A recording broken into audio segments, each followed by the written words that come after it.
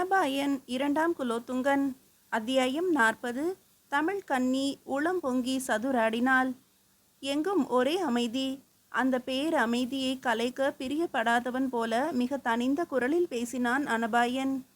கவிஞர் அவர்களின் கூற்று அனைத்தையும் நான் நிறை மனத்துடன் ஒப்புக்கொண்டேன். ஆனால் ஒரு ஐயம். கேளுங்கள் அரசே என்று புன்முறுவலுடன் சொன்னார் சேக்கிழார். மனத்தாலும் மெய்யாலும் தேடப்படும் இன்பம் அனித்தியமானது என்பது உண்மை. ஆன்மாவினால் தேடப்படும் இன்பமே நித்தியமானது என்பதும் உண்மை. அந்த ஆன்ம இன்பத்தை அடையும் மார்க்கம் என்ன? ஒரு மொழியின் துணை கொண்டு கலை முலாம் பூசப்பட்ட எந்த காவியமும் அல்லது வேறு எத்துறையை சார்ந்த இலக்கியமும் அவ்வின்பத்தை தேடித்தராதா? அப்படி தர இலக்கிய கலைக்கு சக்தி இல்லையா? அச்சக்தியுள்ள இலக்கியம் தமிழில் ஒன்று கூட இல்லையா? இருந்தால் எது? இல்லை என்றால் ஏன்? சரியான கேள்வி மன்னரே. கற்க பெறுவன எல்லாம் கலைகள். அவற்றால் பெறப்படும் அறிவே கலைஞானம் என்பது அவ்வறிவினால் பெறும் பயிற்சியின் தரத்தை கொண்டே மனிதரின் உயர்வும் தாழ்வும் அமைய முடியும். இத்தகைய விளைவை தரும் இந்த கலைகளை 64 என பகுத்து வைத்துள்ளார்கள் நம் முன்னோர்கள். மக்களின் உடல் இன்ப வாழ்க்கைக்கு வேண்டிய மருத்துவம் முதலியனவும், சமூக வாழ்க்கைக்கு வேண்டிய இலக்கணம், கணிதம், தர்மம், நீதி, மதுர பாடனம் முதலியனவும், சமூக வாழ்க்கையின் இந்திரிய இன்பங்களுக்கு வேண்டிய நாடகம், இசை, வீணை, குழல் முதலியனவும், பொருளாதாரத்துக்கு வேண்டிய பூமி பரீட்சை முதலியனவும், நாடு, காவல், தற்காப்பு இவைகளுக்கு வேண்டிய மல்யுத்தம், அசுவ பயிற்சை, கட்க தம்பனம் முதலியனவும், உலக மேம்பாட்டுக்கு வேண்டிய ஜல தம்பனம், ஆகாய கமனம் முதலியனவும், ஜீவராசிகளுடன் வாழ்வதற்கு வேண்டிய பைபீலவாதம் முதலியனவும் ஆக இவை 64 கலைகளுள் அடக்கமாகும். இந்த கலைகள் அனைத்தும் இம்மைக்கு மட்டுமே உதவுவன போல தோன்றினாலும் இவற்றில் மறுமைக்கான வழிவகைகளும் இருக்கவே செய்கின்றன. ஆன்ம இன்பத்தை பெறுவதற்குரிய வழித்துறைகள் இவற்றிலும் இருக்கவே இருக்கின்றன. எனினும் இவை மிக ஆழ்ந்து கிடப்பதால் அவற்றை எட்டி பிடித்து வெளிக்கொணர்வது கொஞ்சம் சிரம சாத்தியமானதே. அந்த முயற்சியில் ஈடுபடும் போதே எளிய இன்பமான இம்மை இன்பம் நம்மை இழுத்து கீழே தள்ளிவிடும். எனவேதான் இலக்கிய கலையை இந்த 64 கலைகளுக்கும் அப்பாற்பட்ட ஒரு கலையாக கொண்டு போய் வைத்திருக்கிறார்கள் நம் முன்னோர்கள். இந்த கலையால் இம்மை இன்பத்தையும் தர முடியும், மறுமை இன்பம் எனப்படும் ஆன்ம இன்பத்தையும் அளிக்க முடியும். ஆனால் இதுவரை இலக்கிய கலையின் ஒரு பிரிவான காவிய கலை இம்மை மறுமை இரண்டுக்கும் பயனாகும் விதமாக ஒன்று கூட தமிழில் தோன்றவில்லை. இது நம்மிடம் உள்ள இலக்கிய கலை செல்வங்களில் காணும் ஒரு மிகப்பெரிய குறைதான். இக்குறையை நிவர்த்தி செய்தால் தெய்வ தமிழ்கன்னி முழுமை பெற்றுவிடுவாள். எல்லையற்ற ஏக்கத்துடன் இப்படி சொல்லி நிறுத்தினார் சேக்கிழார். அரசன் அனபாயனும் இப்போது அதேவித ஏக்கத்தால் முகம் சோம்பி போனான். இது நம் இலக்கிய செல்வங்களில் உள்ள மாபெரும் குறைதான். இக்குறையை கண்டுணர்ந்த கவிஞரவர்கள் அதை நிவர்த்திக்கத்தக்க மார்க்கம் ஏதேனும் உண்டா என்பதையும் ஆராய்ந்து பார்த்திருப்பார் அல்லவா என்றான். சேக்கிழாரின் முகத்தில் சிறுநகை தவழ்ந்தது. ஆராய்ந்து பார்த்தேன் அரசே. அக்குறையை போக்கும் ஒரு மார்க்கமும் என் மனதில் புலனாகி இருக்கிறது. அதை நாங்கள் இப்போது அறிய முடியுமா? அது ஒரு பெரும் முயற்சியால் சாதிக்கக்கூடிய வழி. இலக்கிய துறையில் இன்று வரை நிலவி வரும் சில சம்பிரதாயங்களையும் மீறி போக வேண்டிய வழி. மொத்தத்தில் அது ஒரு புதிய வழி. அவ்வழியை விளக்கி அருள வேண்டுகிறேன் தேவரே. இதுகாரும் தமிழில் எழுந்துள்ள காவியங்களில் பெரும்பாலானவை மன்னர்களின் வீரத்தையும் அவர்களது காதலையும் மற்றும் நீதி, நேர்மை, சினம், போர், ஆட்சித்திறன், அதிகார வெறி முதலியனவற்றையும் அடிப்படையாக கொண்டே விளங்குகின்றன. சிலப்பதிகாரம் போன்ற ஒரு சில காப்பியங்கள் இம்முறைக்கு ஓரளவு விதிவிலக்காக இருக்கலாம் என்றாலும் முழு விலக்கு என்று சொல்வதற்கில்லை. எனவே மன்னர் பரம்பரையை மட்டுமே கொண்டதாக அல்லாமல் அது மக்கள் சமூகத்தில் உள்ள எல்லா பிரிவினர்களையும் ஏற்ற தாழ்வின்றி ஏற்று அவர்களை பாத்திரங்களாக கொண்டு அமையும் ஒரு புது வழியை பின்பற்ற வேண்டியிருக்கும். அதில் மன்னனும் இருப்பான், மந்திரியும் இருப்பான், பள்ளனும் இருப்பான், பறையனும் இருப்பான், வில்லேந்திய வீரனும் இருப்பான், புல்லேந்திய பார்ப்பனனும் இருப்பான். இவர்களுள் யாதொரு விதமான உயர்வு தாழ்வும் கற்பிக்காமல் சம அந்தஸ்து பாத்திரங்களாக அமைவர். இதுதான் நான் சொல்லும் முதல் வழி குறிப்பு. அப்படியானால் அதன் முழு வழி குறிப்பையும் எனக்கு விளக்கி அருளுங்கள் கவிஞரே என்றான் அனபாயன். அரசே, தெய்வ தொண்டை தம் வாழ்க்கையின் முழுமுதற் குறிக்கோளாக கொண்டு வாழும் ஒரு முறைமை நம் தமிழ்நாட்டில் தொன்று தொட்டு இருந்து வருகிறது. இப்படி தமக்கென வாழா பிறர்க்குரியாளர்களை நாம் திருத்தொண்டர் என்றும் அடியார் என்றும் அழைக்கிறோம். அவ்வடியார்கள் மனம், பண்பு, பக்தி, சேவை, எண்ணம், ஒழுக்கம் இவற்றால் உயர்ந்தவர்கள். தூய வாழ்க்கையை வாழ்ந்து காட்டியதால் சிறந்தவர்கள்.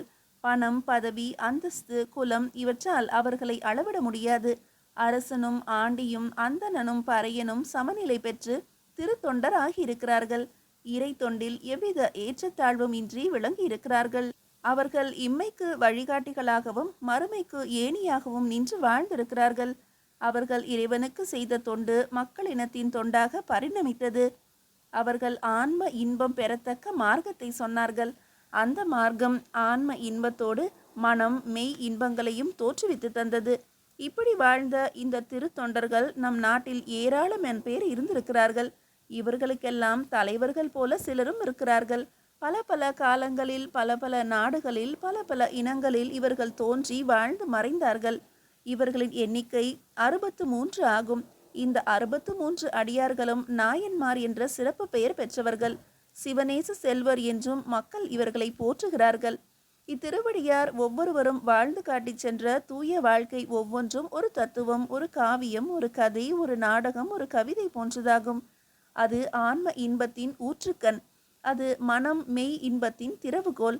அதனால் பெறப்படும் இன்பம் நித்தியமானது. ஆகவே அந்த திருவடியார்களை திருப்பாத்திரங்களாக கொண்டு அவர்களது தூய வாழ்க்கையை சம்பவங்களாக வைத்து ஒரு மாபெரும் காவியத்தை படைக்கலாம். அப்படி படைப்பின் அதன் பயன் இம்மை இன்பத்திற்கும் மறுமை ஆனந்தத்திற்கும் நிரந்தரமாக உதவும். சற்று நேரம் வரை அங்கு ஆழ்ந்த அமைதி நிலவியது. நீண்ட நேரமாக மௌனத்தை உபாசித்து கொண்டிருந்த கவிஞர் ஒட்டக்கூத்தர் கேட்டார். கவிஞர் அவர்களின் தெய்வாம்சம் பொருந்திய இந்த ஆலோசனையை நான் முழு மனத்துடன் போற்றுகிறேன். ஆனால் 63 அடியார்களின் தூய வாழ்க்கையை தொகுக்கும் முயற்சி ஒரு காவியத்தின் சகல லட்சணங்களுக்கும் பொருந்தியதாக அமையுமா என்றதுதான் எனக்கு ஐயமாக இருக்கிறது. இதற்கு தேவர் அவர்கள் ஏதேனும் விளக்கம் தருவார் என்று எதிர்பார்க்கிறேன். கூத்தர் அவர்கள் இப்படி ஒரு வினாவை எழுப்புவார் என்று நான் எதிர்பார்த்தேன். கேட்டது பற்றி மகிழ்ச்சி.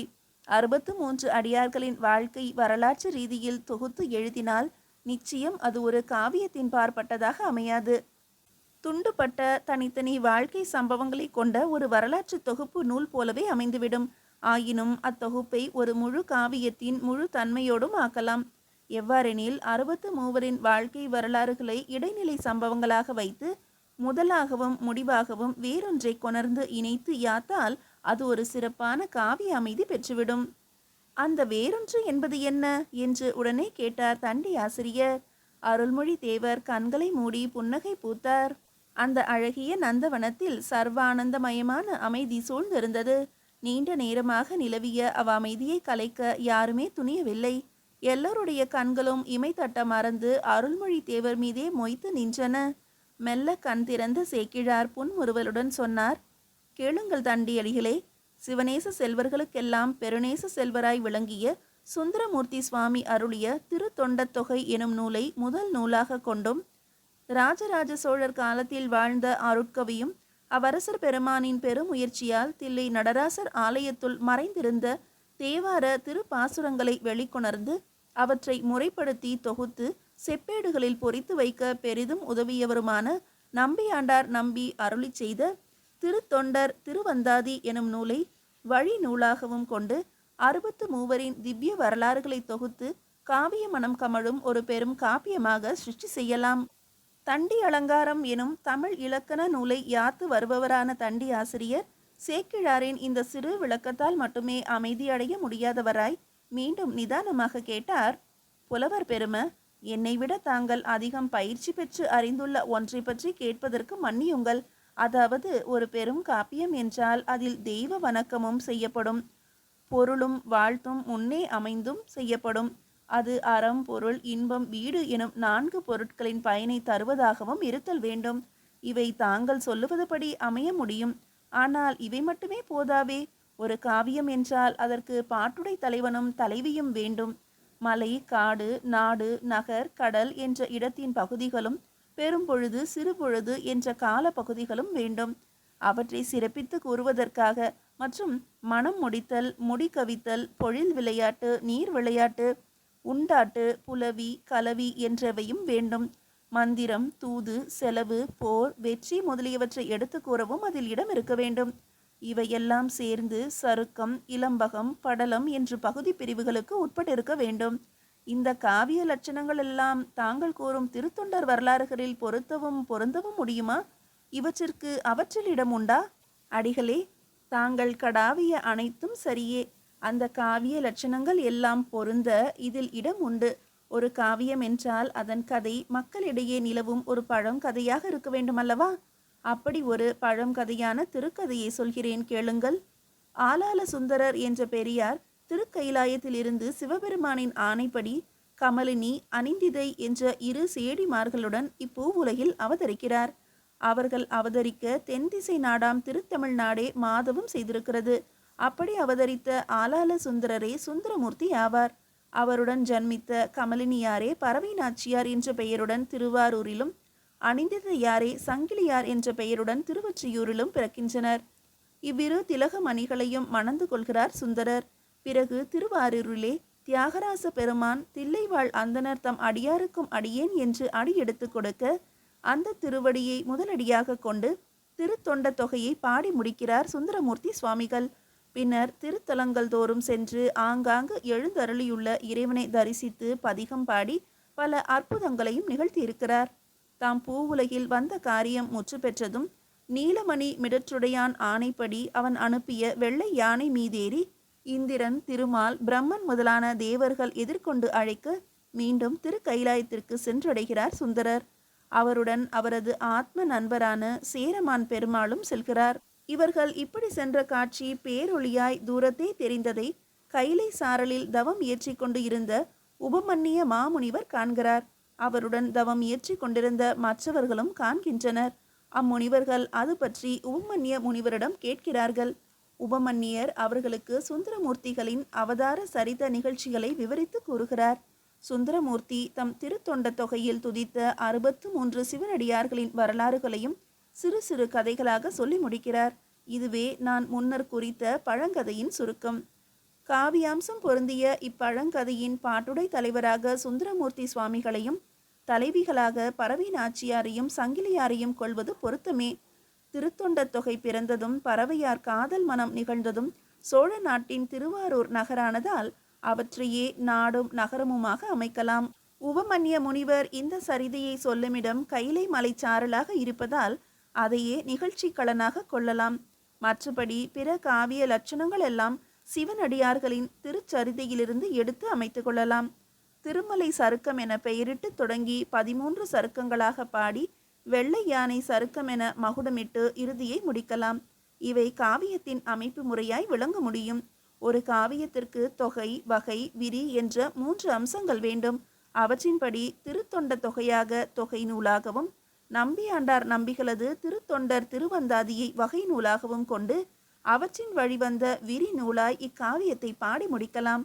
இவையே எனது முடிவுகள் என்று சொல்லி நிறுத்தி அங்கிருந்தோர் அனைவரையும் அருள் சுரக்கும் கண்களால் பார்த்தார் சேக்கிழார். உடனே மகா மன்னன் அனபாயன் எழுந்தான். அவனைத் தொடர்ந்து கூத்தரும் தண்டியடிகளும் பாலவராயரும் எழுந்து நின்றனர். பட்டத்தரசி தியாகவல்லி பக்தி சிரத்தையுடன் முழந்தாளிட்டு கரம் கூப்பினாள். மன்னன் அனபாயன் 2 அடி முன்னே வந்து சிரம் தாழ்த்தி வணங்கி நிமிர்ந்து, தவயோக தவ கவிஞர்களே, இந்த எளியேன்பால் இறங்கி உலக மக்களின் மீது கருணை கூர்ந்து இச்சிவ தொண்டர்களின் ஆட்சி காலத்திலே தாங்கள் பெருமனம் கொண்டு அந்த திருத்தொண்டர் சரிதை எனும் மகா காவியத்தை பாடி தந்தருள வேண்டும் என்று எம்பெருமான் நடராசரின் திருப்பெயரால் இறைஞ்சி கேட்டுக்கொள்கிறேன் என்று குரல் கம்மி தழதழக்க கண்களில் நீர்மல்க சொன்னான். கூத்தரும் பிறரும் அவ்வாறே வேண்டினர். சமண துறவியான தண்டியடிகளும் அந்த சைவ சமய திருக்காவியத்தை இயற்றி அருளுமாறு சேக்கிழார் பெருமானிடம் மன்றாடி வேண்டினார். யோக நிஷ்டையில் ஆழ்ந்திருப்பவர் போல சற்று நேரம் கண்மூடி இருந்தார் சேக்கிழார். அந்த தெய்வ புலவரின் திருமுகம் ஞாயிற்றொளி வீசி திகழ்ந்தது. ஆனந்தமயமான பெரும் கனவொன்றை கண்டு எழுந்தவர் போல மெல்ல கண் விழித்தார். அரசர்க்கரசே, என் அன்பு நண்பர்களே, தங்களது அன்பானையை ஏற்று எல்லாம் வல்ல எம்பெருமான் திருவருளை துணை கொண்டு இந்த நாயினும் கடையேனான சிறியேன் திருவடியார்களின் திவ்ய சரிதையை காவியமாக பாடுவேன். திருச்சிற்றம்பலம் என்று சொல்லிக்கொண்டே வான் நோக்கி நிமிர்ந்து கரம் குவித்து கண் மூடினார். அவரது அருள் திரு நயனங்களிலிருந்து அருவியென நீர் வழிந்தது. மீதியை இறுதி அத்தியாயத்தில் காணலாம். இறுதி அத்தியாயம் 41. உலகெல்லாம் உணர்ந்து ஓதற்கு அரியவன்.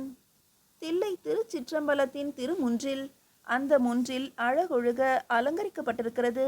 தில்லைவாழ் அந்தணர் 3000வரும் அம்முன்றிலில் சிவக்கோலம் பூன்றவராக குழுமி இருக்கின்றனர். சோழ வளநாட்டு மக்கள் எல்லாம் அவர்களுக்கு பின்னால் கரம் கூப்பி நின்று கொண்டிருக்கின்றனர்.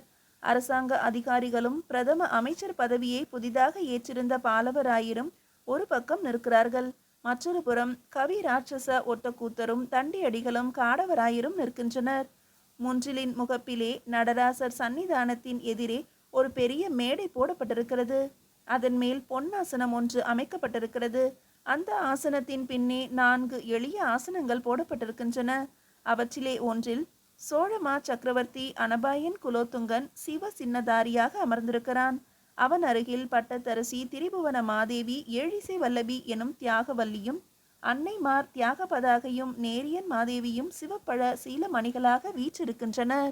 ஒளி வீசும் அந்த பொன் ஆசனத்தில் சேக்கிழார் பெருமான் கவியோக தியானத்தில் ஆழ்ந்திருக்கிறார்.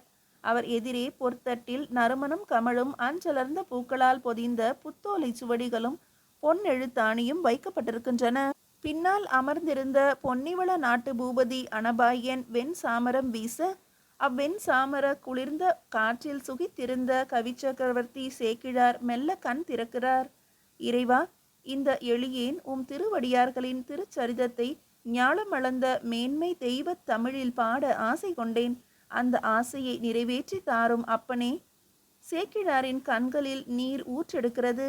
அடுத்த கணம் ஆகாயத்திலிருந்து ஒரு மாயக்குரல் ஒலிக்கிறது, உலகலாம் என்று. சேக்கிழாரின் முகம் ஒளி வீசுகிறது. அவரது திருவுடல் புல்லரிக்கிறது. தூய அதரங்கள் நெளிகின்றன. அவர் கணீர் என்ற குரலில் பாடுகிறார். உலகலாம் உணர்ந்து ஓதற்கு அரியவன், நிலவலாவிய நீர்மலி வேணியன், அலகில் சோதியன் அம்பலத்தாடுவான், மலர் சிலம்படி வாழ்த்தி வணங்குவோம். திருச்சிற்றம்பலம். அனபாயன் 2ஆம் குலோத்துங்கன் இனிதே நிறைவடைந்தது.